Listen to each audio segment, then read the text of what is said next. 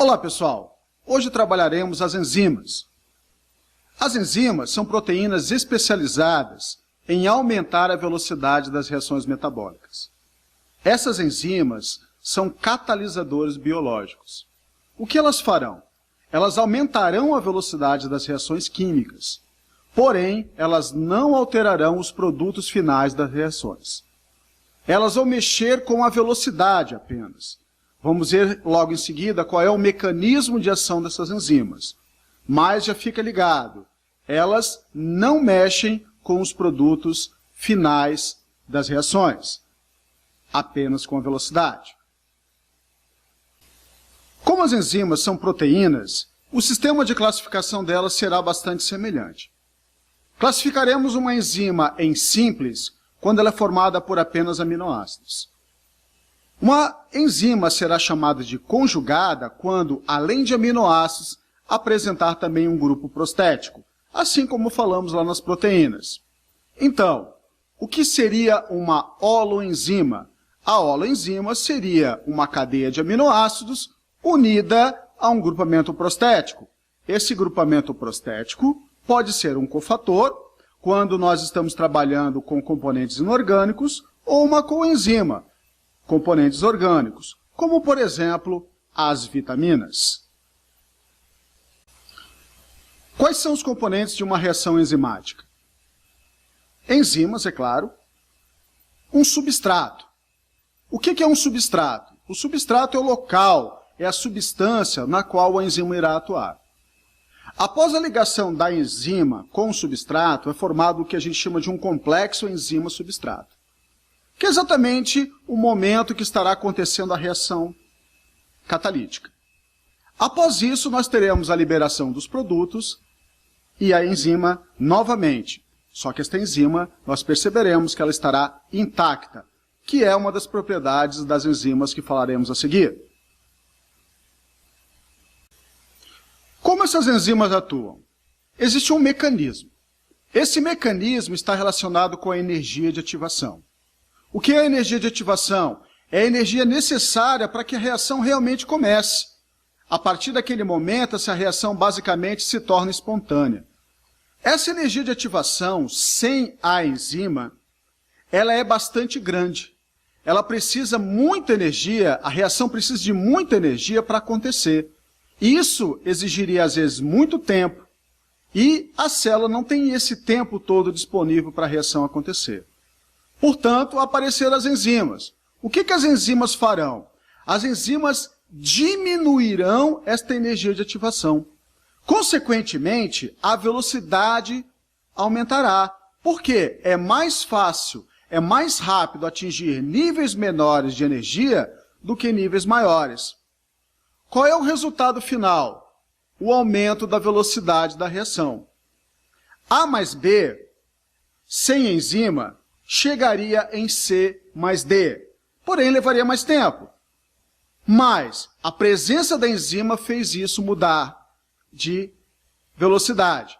A mais B mais enzima forma C mais D ainda, porém muito mais rápido. O que significa isso? Mexe apenas com a energia de ativação, aumenta a velocidade, porém o caminho da reação, o resultado final, sempre será o mesmo. Falaremos agora sobre as propriedades das enzimas. A primeira propriedade é a especificidade. O que significa isso? Para cada substrato existe uma enzima apropriada. É um mecanismo que a gente chama de chave-fechadura. Uma chave só tem capacidade de abrir uma única fechadura. Se mudarmos o dentinho da chave, ela já não abre mais aquela fechadura. Para as enzimas é a mesma coisa. Nós temos o substrato lactose. A enzima que atuará em cima da lactose se chamará lactase. A enzima maltase não tem capacidade de processar a lactose. Portanto, nós chamamos isso de especificidade. Para cada substrato, existe uma enzima apropriada. A segunda propriedade é a reversibilidade. O que é a reversibilidade? explicaremos da seguinte maneira. A mais B formará C mais D. Para que isso aconteça, é necessária uma enzima X. Porém, se fizermos a reação inversa, caso seja uma reação reversível, C mais D, para se transformar em A mais B novamente, utilizará a mesma enzima X. Ou seja, a maioria das enzimas atua na conversão de dois ou mais substratos em uma terceira, em um produto. Porém, em determinadas condições deste produto, novamente pode se transformar nos substratos anteriores. É uma reação que vai e volta, utilizando sempre a mesma enzima. A terceira propriedade é a propriedade da conservação. Essa aparece bastante nas questões. Falando que a enzima ela é destruída ou a enzima ela é consumida durante a reação. Não. A propriedade da conservação ela diz o seguinte: a enzima não é consumida nem destruída após a reação. Enquanto houver substrato, a enzima continuará atuando, fazendo a reação acontecer. Essas três são as propriedades das enzimas. Quais são os fatores que interferem nas reações enzimáticas, na velocidade das reações enzimáticas? O primeiro fator é a temperatura. Como nós estudamos nas proteínas, vimos que a temperatura pode provocar a desnaturação proteica, quer dizer, a destruição da proteína. Para as enzimas vale a mesma coisa. Dependendo da temperatura, a enzima sofrerá um processo de desnaturação, perdendo a sua função. Portanto, uma reação deixará de acontecer. Esse é o problema da febre. Quando a nossa temperatura corporal sobe demais, as enzimas podem entrar nesse processo de desnaturação e as enzimas deixam de funcionar. Consequentemente, reações deixando de acontecer pode levar à nossa morte. O que acontece com a temperatura? Ela tem um ponto onde ela vai exercer uma velocidade máxima. Esse ponto é chamado de ponto ótimo da enzima.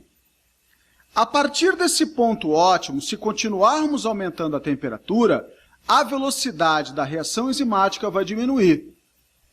Porém, se nós abaixarmos a temperatura abaixo do ponto ótimo, a velocidade das reações também vai diminuir. Não por um processo agora de desnaturação, mas um processo mesmo de diminuição da atividade enzimática.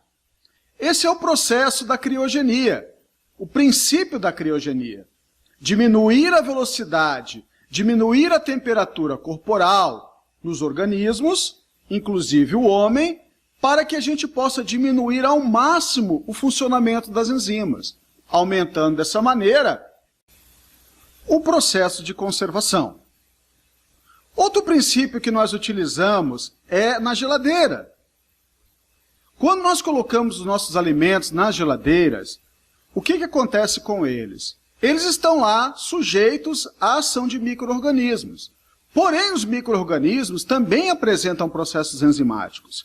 E quando nós diminuímos a temperatura do ambiente, como é o caso da geladeira, os micro-organismos também terão a sua diminuição na sua atividade enzimática, impedindo ou diminuindo a sua própria proliferação.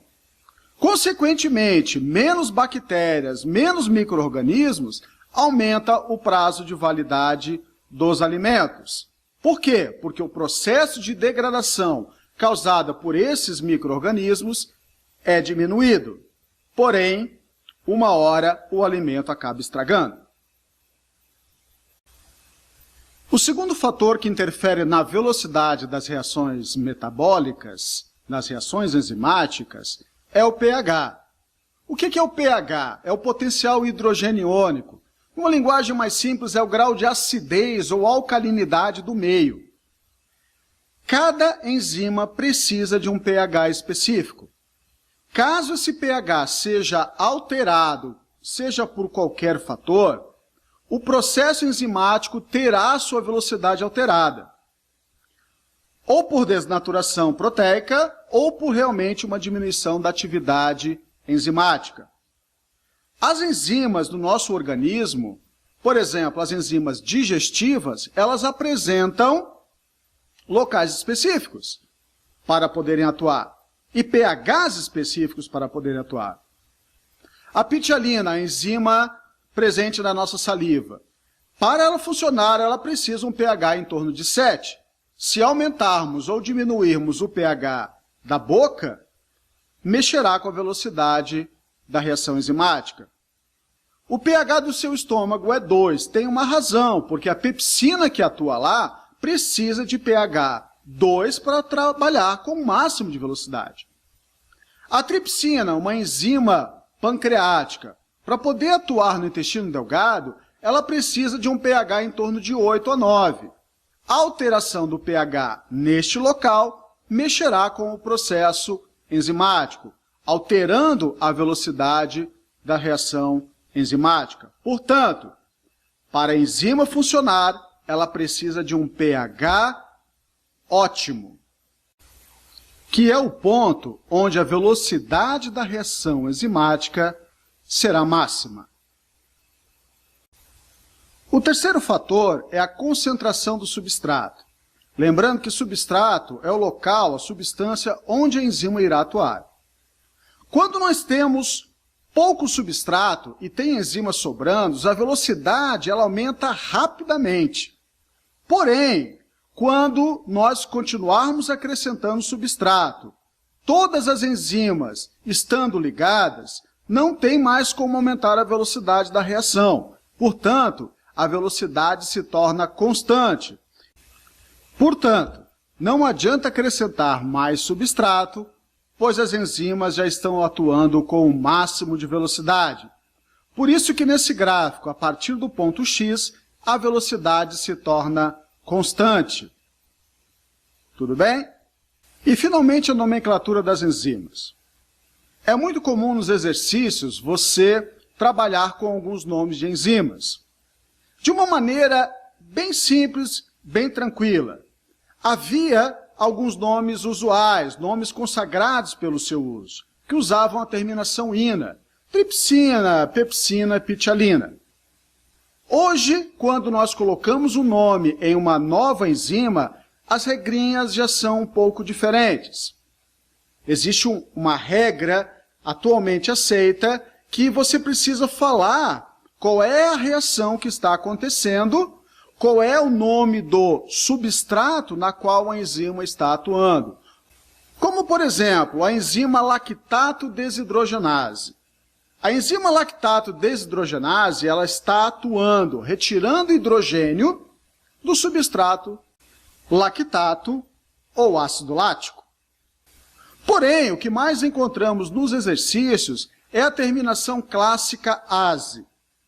Você pega o nome do substrato, lactose, retira a terminação dele, do substrato, e acrescenta a terminação ase. Portanto, o substrato lactose terá a enzima correspondente chamada de lactase, atuando no substrato. A enzima maltase atua no substrato maltose e assim por diante. Então você vai encontrar várias enzimas com a terminação ase, ok? E ela está relacionada com o seu substrato. Então, uma protease atua na proteína, uma lipase atua no lipídio.